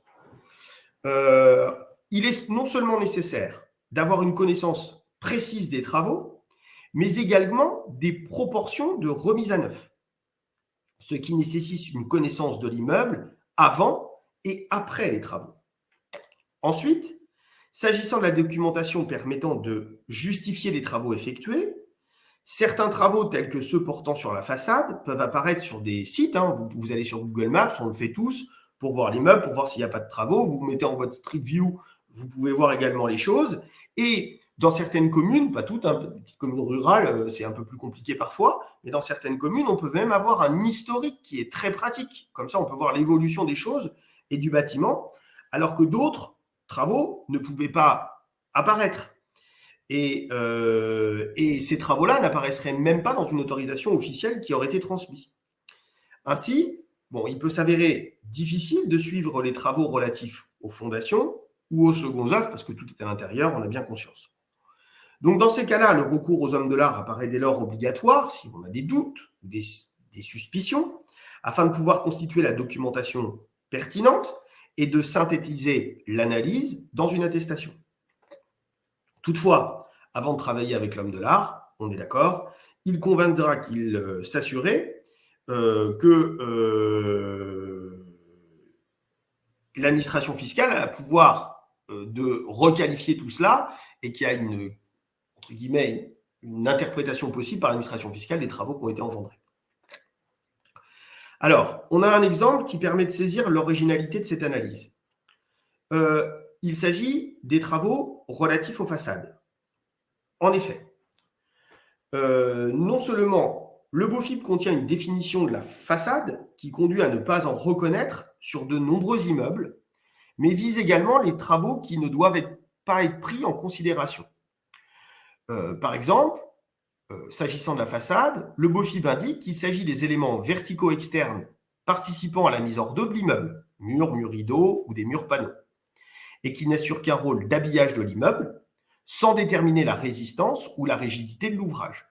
Donc, c'est bien pour ça que quand vous êtes dans 257.1.2.2, sur la première partie du gros œuvre. Ils vous disent c'est de l'application de l'immeuble neuf si vous touchez à la majorité de la consistance des façades hors ravalement. Pourquoi? Parce que bien le BOFIP considère que le ravalement, il vous dit la définition de ce que c'est. Donc, il y a une cohérence en la matière. Ensuite, en ce qui concerne la nature des travaux à prendre en considération, le même paragraphe nous précise que ne sont visés que les travaux qui affectent la consistance de la façade, d'accord, et exclut également tout nettoyage, ravalement de façade, quel que soit le procédé, les travaux d'étanchéité ou d'imperméabilisation, pose d'enduit ou de crépi ou de peinture, que sais-je. Au cas particulier, et à la lecture de cette directive BOFIP, dont j'ai mis les références aussi sur le contenu, on nous apprend que l'immeuble acquis par la SARLC ne contient pas de façade, au sens strict du terme. Il nous reste à vérifier que le projet ne conduit pas à la création d'extension ou de surélévation, pour être sûr qu'on n'est pas dans le cadre de la production d'un immeuble neuf. Ce qui a été vérifié, dans notre cas, dans l'autorisation de travaux, on voit bien qu'il n'y a rien qui a été indiqué. Bon, je l'ai simplifié, mon cas pratique, hein, quand même, sinon on ne s'en sortirait pas. Pour ce faire, donc, il est important de demander à notre acquéreur marchand de biens, préalablement à la vente des appartements, la copie des déclarations de travaux, des permis de construire, accompagnés de leurs demandes et de leurs plans, de manière à auditer l'immeuble et avoir une analyse plus précise là-dessus. Enfin, il nous sera confirmé que les travaux ne portent pas sur les fondations. Éventuellement, vous pouvez lui faire un mail en lui disant, ben voilà, est-ce que vous avez travaillé sur les fondations? S'il y avait par exemple une extension qui pouvait être réalisée, le type a fait une verrière, il faudrait voir un petit peu comment la verrière a été édifiée, si elle a été faite en consolidation, s'il a dû reprendre de la fondation pour refaire, il pourrait y avoir ces problématiques qui puissent se poser. Les travaux, donc je disais, ne portent pas sur les fondations et compte tenu de ce que nous voyons du projet de la SARLC, bon, moi j'ai mis de côté qu'on avait des éléments hors fondation qui déterminent la résistance et la rigidité de l'ouvrage, donc on n'a pas de remise à neuf au sens strict. Lors de la revente, à défaut d'autorisation officielle, demandée auprès de l'autorité d'urbanisme compétente, des faisceaux d'indices peuvent toutefois nous permettre de recouper ces informations. Vous leur demandez la copie des factures des entreprises qui ont effectué les travaux, ça permettra de connaître la nature des travaux réalisés, tout simplement. Par ailleurs, on pourra interroger notre vendeur sur le fait de savoir s'il avait souscrit une assurance dommage-ouvrage pour cette opération. S'il vous dit oui en disant qu'il n'a pas fait de gros œuvres, parfois ils sont pas forcément d'une clarté totale ou d'une cohérence complète, c'est des moyens de recouper un petit peu les informations. Quand vous avez fait toute cette analyse sur le gros œuvre, c'est-à-dire qu'on a répondu, j'essaye de garder toujours la même architecture, on a répondu à cette problématique de 257.1.2.2, et que de l'autre côté, maintenant on va auditer l'intérieur de l'immeuble. Donc on va travailler sur l'analyse des éléments de second œuvre. Alors, pour que l'immeuble soit considéré comme remise à l'état neuf, c'est l'ensemble des 6 éléments indiqués qui doivent être remplis. Sur ce point, on a un élément qui est parfaitement important, et ça va peut-être étonner tout le monde. Moi-même, après l'analyse que j'ai pu en faire, ça m'avait surpris, mais c'est confirmé, il n'y a pas de débat. Il s'agit des planchers ne déterminant pas la résistance ou la rigidité de l'ouvrage, donc des planchers non porteurs. Et le BOFIP a fait une précision sur ce qu'était qu'un plancher non porteur. À son sens, c'est une plateforme horizontale. Alors, c'est très strict, c'est une plateforme horizontale entre deux niveaux non constitutive de la structure porteuse du bâtiment. Ça, c'est hyper important. Parce qu'en clair, l'article, il vous dit qu'il faut que les 6 éléments et 2/3 des 6 éléments soient au moins respectés. Ça veut dire quoi? Ça veut dire qu'en fait, au lieu de se poser 250 fois la question en disant « Est-ce que vous avez fait les finitions, l'électricité? Oui, mais combien? Quelle proportion ?» La question, en fait, elle est beaucoup plus simple. La question, elle est juste de se dire à votre marchand de biens, voilà, est-ce que vous avez fait une mezzanine? Est-ce que vous avez fait une loggia? Est-ce que vous avez créé de la surface sur le bâtiment? La réponse, 999 fois sur 1000, ça va être non. Donc, par conséquent, il aura beau avoir fait tous les travaux de peinture, tout changer les fenêtres, faire le parquet, refaire la moquette, faire toutes les huisseries, toute la plomberie, tout ce que vous voulez, l'immeuble, il est nickel, mais au bout du compte, Si je n'ai pas de mezzanine qui a été créée, eh bien, je n'ai pas de production d'immeubles neufs. Et ça nous enlève une grosse épine du pied. Parce que grâce à ça, en fait, on se retrouve dans une situation où en fait, on ne se pose plus de questions. Et on n'a plus trop besoin de se poser de questions de production d'immeubles neufs. En clair, un marchand de biens qui fait un immeuble nickel, c'est pas un immeuble neuf, sauf s'il a fait de la mezzanine. Voilà ce que l'on peut en retirer. Et moi, quand j'ai découvert ça il y a peu de temps, je ne vous cache pas, ça a changé beaucoup de problématiques sur mes propres dossiers parce que ça allège tout doute en la matière.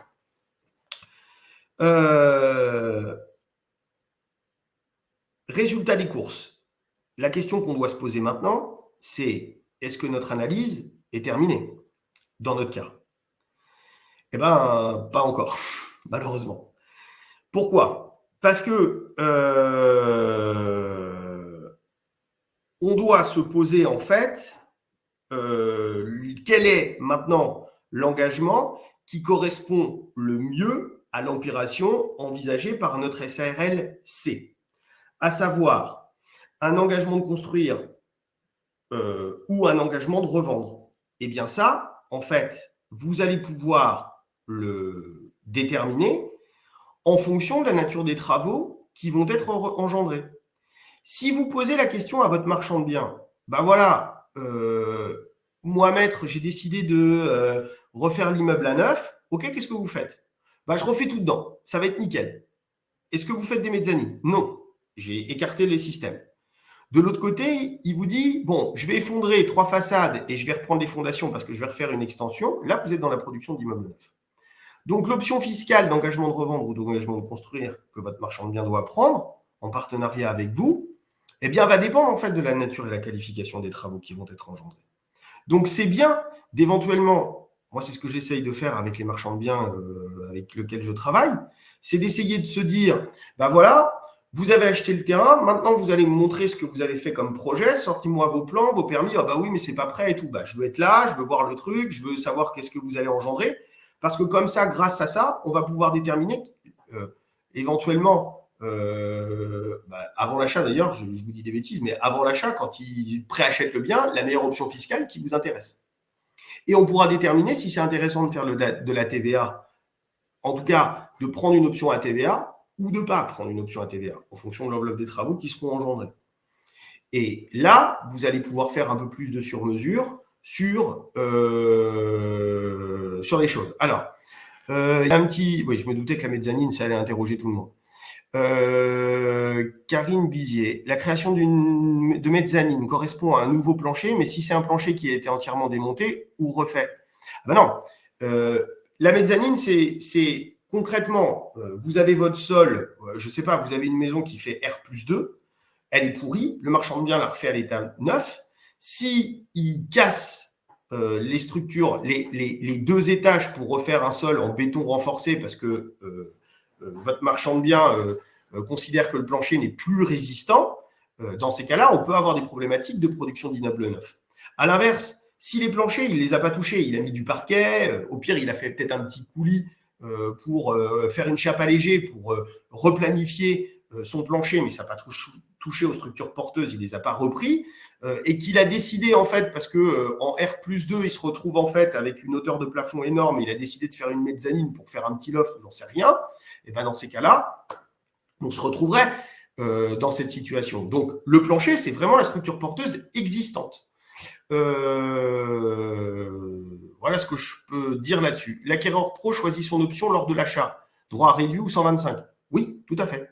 Je suis d'accord avec vous, Jean-Baptiste Andrieux. On a lors de l'achat, c'est-à-dire que avant sa préacquisition, j'ai dit il faut aller voir, mais je me suis repris. Avant son acquisition, il faut éventuellement poser la question du projet que votre marchand de biens peut avoir pour essayer de déterminer avec lui l'option fiscale qui serait le plus intéressant. Est-ce qu'une activité récupératrice de TVA, compte tenu de l'ampleur des travaux qui sont opérés, est importante et de savoir quel est le type de TVA qu'il pourrait y avoir, donc sur marge ou sur prix. Et puis ensuite, engagement de construire ou de revendre, ça lui permet aussi de bénéficier, si on est sur la production d'immeubles neufs, de faire des économies de droit parce qu'on passerait à 125 € vu qu'on pourrait prendre l'engagement de construire. Quid si la revente se fait à un certain... Alors, Quid si la revente se fait à certains en achat-revente et d'autres en construction à neuf? Alors là, c'est plus compliqué. Faut faire de la ventilation. Pour moi, ça veut dire que lors de l'achat, il faudrait qu'on soit capable de pouvoir évaluer. Alors, à mon avis, il faudrait qu'il y ait plusieurs bâtiments. Ou en tout cas, par exemple, je ne sais pas, je me mets dans mon secteur, mais il y aurait un corps de ferme qui ferait l'objet pour une partie d'un bâtiment de la rénovation divisée en appartements, et puis l'autre partie, on rénoverait une grange complète qui ferait l'objet d'un second collectif, mais là, on travaillerait sur les façades et tout. Doit-on faire un acte rectificatif au regard de la TVA de l'acquisition? Non, enfin, en fait, on peut faire de la ventilation, on peut faire un acte rectificatif à condition que les premières ventes ne soient pas passées, parce que si les premières ventes sont passées, il faut mieux se taire, pour moi. Mais la ventilation, elle aurait dû s'opérer en fait au moment de l'achat, avec une expertise qui aurait été faite à la fois sur la partie grange pour qu'on puisse ventiler un peu les choses et être capable en fait d'appliquer une TVA sur marge si on n'était pas en TVA au moment de l'achat et de déterminer le montant de la marge. Alors on peut le faire après, éventuellement, ça peut se faire après, mais ça met plus de transparence. Donc c'est pour ça qu'il n'y a pas besoin, à mon sens, d'acte rectificatif. Le marchand de biens ne sait pas toujours au moment de l'achat, ça je suis vraiment d'accord avec vous, et les modalités précises de son projet, c'est vrai, c'est le problème. Donc c'est toujours pareil, moi je suis dans le monde des bisounours là en vous faisant la formation, je vous ai fait un cas pratique qui est quand même plutôt lissé. Dans la pratique, je suis d'accord avec vous qu'on a plein de problèmes pour essayer de trouver tout ça. Maintenant, c'est à nous d'arbitrer. Dans tous les cas, s'il y a une activité de TVA sur marge sur une partie qui serait, par exemple, grange en rénovation avec de la production d'immeubles neufs, ce qui est important, c'est, à mon sens, de se prémunir vis-à-vis de l'administration fiscale en justifiant d'expertise. Alors, soit vous avez un service d'expertise et de négociation immobilière au sein de votre étude, et donc dans ces cas-là, peut-être préconstituer votre dossier avec une expertise que vous pourrez éventuellement vendre à votre marchand de biens afin de prémunir de tout risque de l'administration fiscale. Soit d'essayer de trouver une ventilation qui soit cohérente, parce qu'en cas de redressement, l'administration fiscale, même sur un recours gracieux, va dire quoi? Elle va dire, voilà, merci de me justifier maintenant de la valorisation parce que je n'arrive pas à retrouver votre marge. Si on était, par exemple, avec une TVA qui n'était pas exprimée au moment de l'achat. Donc, dans ces cas-là, il faut être capable de dire, nous, on a valorisé la grange, si je reprends mon exemple, 100. Donc, je revends ma grange, même splittée en copropriété derrière. Ma grange, je la revalorise, elle vaut 400, je prends mes tantièmes de copropriété pour chaque lot vendu et j'applique mon régime de TVA. Ça peut s'appliquer comme ça éventuellement sur les choses. Voilà. Alors, j'en étais où? Sauf option, cas TVA sur marge ou TVA sur prix sur l'hypothèse. Attendez que je retrouve mes petits parce que j'ai pourdu aux questions en même temps. Je m'excuse. En tout état de cause, vous dites que la correction au regard du régime TVA doit être faite par le marchand directement auprès du Trésor avant la première vente. En tout état de cause, vous dites que la correction... c'est compliqué de répondre à votre question parce que tout dépend de la vente qui a été opérée. Si vous avez fait une vente sur un bâtiment, à mon sens, sur lequel on n'a pas de problématique de TVA, la ventilation, on a le temps de la faire. C'est pas grave, vu que de toute façon, vous n'avez pas de TVA sur le premier. Si vous êtes en dispense de TVA. À l'inverse, s'il y a eu une vente qui a été opérée sur le bâtiment qui pouvait éventuellement, j'en sais rien, mais qui pouvait éventuellement avoir une incidence sur la TVA, là, pour moi, c'est plié, quoi. Ou sinon, il faudrait faire des actes rectificatifs, mais vis-à-vis de l'acheteur, c'est un peu... Bon, après, vous y êtes pas, c'est pas de votre faute. Enfin, pour moi, c'est pas directement de votre responsabilité, on est d'accord,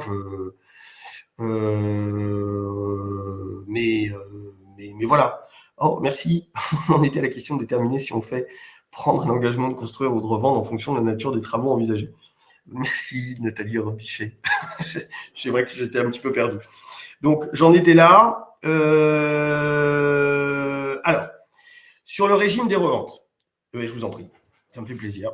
Sur le régime des reventes, on a deux types de biens. Donc, alors, maintenant, on a vu la politique des travaux, l'analyse des travaux. Ça y est, j'essaie de me remettre dans mes petits. On a vu l'analyse des travaux. On a vu les travaux de secondes œuvres. On a vu les travaux de grosses œuvres. On a vu les problématiques de TVA avec l'application des 6 régimes. Tout ça, c'est bon. Donc maintenant, qu'est-ce qu'il nous reste à analyser? Notre problématique de SARL. Merci.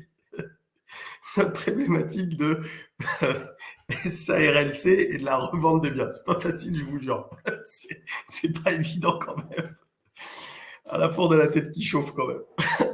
Donc, sur la revente des biens, on a deux types de biens qui sont revendus.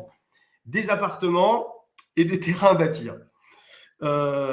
Ces ventes sont effectuées par la SARLC. On est d'accord. C'est un assujetti à la TVA agissant en tant que tel. On reprend. Dans ces cas-là, ces ventes entrent dans le champ d'application de la TVA. Il est donc nécessaire de vérifier le régime de TVA applicable à ces opérations. Alors, l'analyse que nous avons menée, s'agissant des travaux, nous permet de considérer que les appartements suivent le régime des bâtiments achevés depuis plus de 5 ans, donc dispensent de TVA. Travaux de secondes œuvres, il a tout mis à neuf les appartements dans notre cas, on n'a pas de problème, ce n'est pas soumis à TVA parce qu'il n'y a pas de mezzanine de créer. L'autre problématique résulte sur la question des terrains, parce qu'en fait, notre marchand de biens, il essaye de faire de la marge, a pu savoir qu'en faire, ce qui est normal, c'est dans son but d'avoir une activité économique, et donc se pose la vente des terrains. Et il a le grand jardin derrière, et il décide, dans notre exemple, je ne veux pas dire de bêtises, mais j'avais dit que ça décidait, oui c'est ça, ça découpe 2 terrains à bâtir. Alors, ces terrains, au sens de l'administration fiscale, qu'est-ce que c'est? C'est de l'herbe en zone constructible du PLU, qui au demeurant sont destinés à supporter des constructions sont sans aucun doute des terrains à bâtir au regard de la TVA. Le régime applicable aux appartements dans le cadre de la revente, c'est un régime d'exonération de TVA, sauf option. Et en cas d'option, on aura une TVA sur marge ou une TVA sur prix, selon les hypothèses. L'option à la TVA pour les appartements au moment de la vente permettra donc de déduire la TVA sur les dépenses engagées au titre de l'opération. Je reprends. Je me retrouve avec le principe, je suis en franchise de TVA. Mon marchand de biens quand même prend l'option parce qu'il a fait des gros travaux. Il a une activité récupératrice de TVA qui est importante. D'accord? Donc, qu'est-ce qui se passe? Première option, mon vendeur, il n'agissait pas en qualité d'assujetti à TVA. Donc, si je n'ai pas de prix, si je n'ai pas de TVA qui a été exprimée sur le prix, qu'est-ce que j'ai? J'ai bien une TVA sur la marge. Donc, je prends mes 20 points de TVA et je peux savoir combien je déduis de TVA sur les travaux parce qu'il m'a donné toutes les factures, parce que je fais un tableur Excel, parce que je sors toute la TVA et comme ça, je sais si c'est gagnant pour lui. Donc, je peux lui même faire une stratégie d'option fiscale là-dessus. Ou une TVA sur le prix de vente, c'est lui qui le déterminera s'il avait une TVA qui était exprimée avec un assujetti à TVA en amont. L'avantage de cette situation, on refait encore la synthèse, j'ai ma TVA sur le prix, mon vendeur résultat, mon acheteur marchand de biens résultat le récupère avec un prix hors taxe parce qu'il fait la demande à l'administration fiscale de récupérer sa TVA. Derrière, il tape les travaux. On récupère toutes les factures de TVA sur le montant des travaux globaux. J'additionne ma TVA sur le prix, mes TVA sur les travaux. Je prends l'option de la production d'un immeuble neuf. Je mets une option de TVA sur le prix. Et là, il fait ses déclarations et ses options. Ça, c'est des calculs qu'on peut très bien donner aux clients. On peut très bien se faire des tableurs, on peut très bien se faire des simulateurs en disant, voilà, vous marchand de biens, vous voyez, je vous ai fait les 3 options. Même si on n'a pas le montant de l'enveloppe si on n'a pas les factures de travaux, on peut très bien faire des business plans en proposant en fait aux clients, dites-moi l'enveloppe des travaux que vous voulez faire et je vous dirai l'option de la TVA qui est meilleure. Et résultat, votre ratio à l'acte, il va augmenter aussi. Parce que ça, c'est un vrai honoraire de conseil. Vous m'avez dit que vous achetez tant, vous me dites que vous faites une enveloppe de travaux de temps, qui sera soumis à TVA au taux de temps. On souhaite vendre, vous me demandez et vous me sollicitez pour faire le choix stratégique de l'option à TVA. Et donc, par conséquent, je vous prends tant en plus. Par exemple. Donc ça, là-dessus, on est bon. Alors, il faut bien réfléchir quand même à l'intérêt d'une telle option. Pourquoi? Parce que la taxation de la vente à la TVA va diminuer de façon significative, voire artificielle, le prix hors taxe. Surtout si la vente est réalisée, comme je vous ai dit, au profit d'un particulier non assujetti à la TVA, qui ne pourra pas la récupérer et procurera donc un gain relativement faible au vendeur si la TVA à déduire est d'un montant inférieur à celle qu'elle devrait acquitter lors de la cession. En clair, on va rogner, dans notre cas particulier, 20 points de marge. Et grosso modo, quand vous rognez 20 points de marge à votre marchand de biens sur une opération non assujettie de principe à TVA, grosso modo, vous rognez sa marge.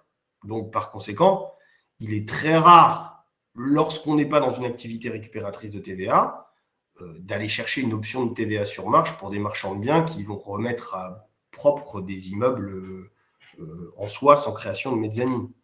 Donc, on n'est plutôt jamais en TVA sur marge. Enfin, moi, j'en ai rarement vu. Il peut y en avoir, peut-être des opérations, mais là, en soi, j'en ai rarement vu.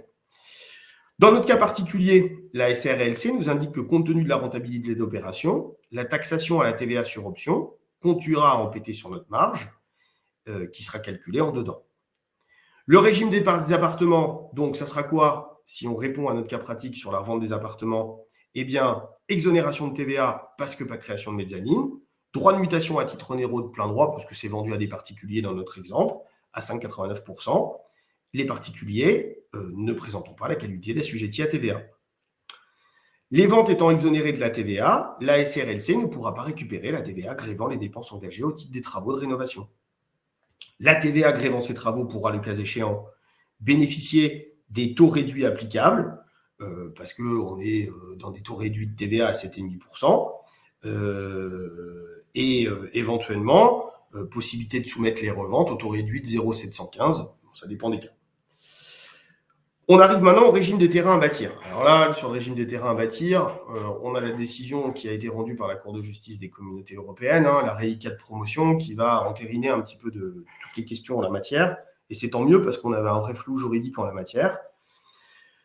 Le principe des régimes des terrains à bâtir. Donc là, dans notre exemple, c'est quoi? C'est j'ai vendu toute la partie bloc de l'appartement et cette fois-ci, qu'est-ce que je fais? Je revends les jardins sur lesquels je fais 2 terrains à bâtir. Le principe, normalement, c'est une taxation à la TVA de plein droit en raison de la vente par un assujetti en tant que tel. Mais toutefois, la difficulté tient en fait au régime de taxation de la TVA, à savoir, quand on est dans une activité de marchand de biens, est-ce qu'on a une TVA sur le prix ou une TVA sur la marge? Bon, compte tenu de l'heure, je ne vais pas vous faire tout l'exposé de l'analyse en fait de ce qui s'est passé avec les différentes réponses et contentieux. En clair, on va revenir peut-être plus simplement à la réponse qui a été donnée par la Cour de justice des communautés européennes. Et concrètement, il y avait une problématique d'identité juridique qui pouvait s'exposer. Et l'administration fiscale nous disait, c'est que si on n'avait pas une identité juridique du terrain à bâtir au moment de l'achat et de la revente, eh bien, on ne pouvait pas appliquer le régime de TVA sur marge. Bon. Et donc, il fallait impérativement que l'identité juridique et physique d'ailleurs, soit respectée. En l'occurrence, la CJCE, en fait, a répondu dans un arrêt 4 promotion qui a été rendu là en 2020, et j'ai plus la date en tête. Ouais, c'est ça, 30 septembre 2021.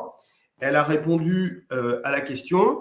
Et en clair, lorsque l'on est dans un marchand de biens qui fait une opération de division de terrain, si on est, même s'il y a eu division du terrain avec un document d'arpentage, eh bien, on peut toujours bénéficier du régime de TVA sur marge. Toutefois, il y a quand même des petites précisions à avoir, c'est-à-dire que l'idée, c'est que ce n'est pas le régime d'autorisation de division qui va changer la qualification du terrain à bâtir, d'accord? D'un terrain jardin à un terrain à bâtir. Pour en faire vite la réponse, parce qu'on est pris par le temps, mais pour en faire vite la réponse, c'est plutôt de dire, le jardin qui a été initialement fait, pendant un moment, on avait pensé que le jardin qui se transforme en terrain à bâtir changeait d'identité physique parce qu'il y avait une autorisation d'urbanisme qui avait été rendue et donc par conséquent rendait in extenso le régime de TVA sur le prix total, ce qui rognait 20 points de marge pour les marchands de biens. Non, ce n'est pas le cas. Donc, la division est peut-être obtenue, pas de problème. Même si on a des problématiques de L115-3 du Code de l'urbanisme qui impose des autorisations de division, même sur des propriétés bâties, ou si des problématiques de lotissement, division avec un permis d'aménager ou une déclaration valant division, on peut garder le bénéfice de TVA sur marge. Ça, c'est important. Le seul cas où il faudrait peut-être se raisonner, et ça, c'est important aussi, c'est notre marchand de biens qui achète avec un terrain, une maison et un terrain qui serait en partie agricole lors de l'achat et qui, parce que ça a bien marché avec le maire, où il s'est bien débrouillé, il a attendu quelques mois, voire un an, d'un seul coup repasse en constructible et dépose une DP. Là, pour le coup, il faut faire gaffe. On n'est plus dans le régime d'identité physique rendu par l'arrêt I4 promotion. Et donc, dans ces cas-là, comme vous avez un changement de zonage qui a été opéré entre l'achat et la revente, vous risquez d'avoir un problème d'identité physique. Et là, je pense qu'on serait plus, le régime de TVA sur marge ne serait plus applicable. On serait forcément sur un régime de TVA sur prix. Voilà ce que j'avais à vous dire là-dessus, sachant que j'essaye de respecter un petit peu les horaires qui ont été faits. Écoutez, si vous avez éventuellement des questions, je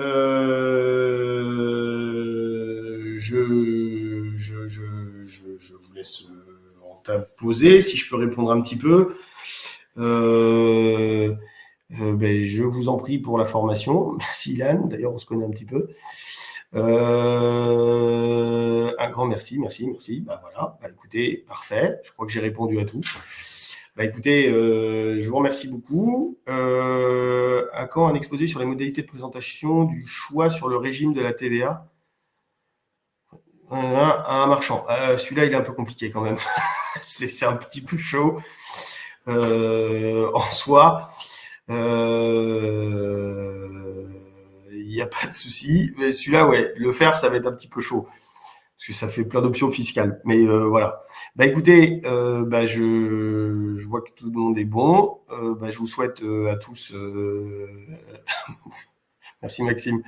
Je vous souhaite à tous une bonne continuation. Le compte-rendu de la formation sera disponible d'ici peu. Il n'y a pas de souci. Je t'en prie, Guylaine. Et puis, je vous dis peut-être à une prochaine. Voilà. Bonne fin de journée.